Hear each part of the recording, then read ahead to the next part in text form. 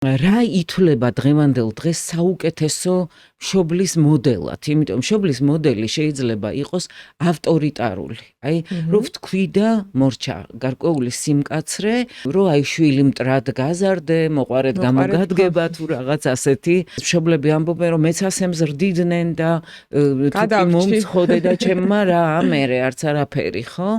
ეს არის უფრო ავტორიტარული აღზრდის სტილი, რომელიც არ ითვლება იდეალურად. არის ლიბერალური აღზრდის სტილიც უფრო, რომ აი რაც გინდა ისქენი, რაც გინდა ის იყავი. გარკვეული ჩარჩოც როგორც საყრდენი ბავშვს სჭირდება. ესე იგი თავისუფლება ნიშნავს არა იმას, რომ შენ საერთოდ არაფერს აძლევ დასაყრდენს ბავშვს, არამედ თავისუფლება ნიშნავს სივრცის მიცემას ბავშვისთვის, მაგრამ ამ სივრცეში შენც უნდა იყო. არის აღვიქვათ, რომ შვილი არის არა მშობლის პროექტი, როგორც ეს ავტორიტარულ აღზრდაში ხდება, მაგრამ არც ექსპერიმენტი, როგორც ეს ნამეტანი ლიბერალურ აღქმაში შეიძლება იყოს, ხომ?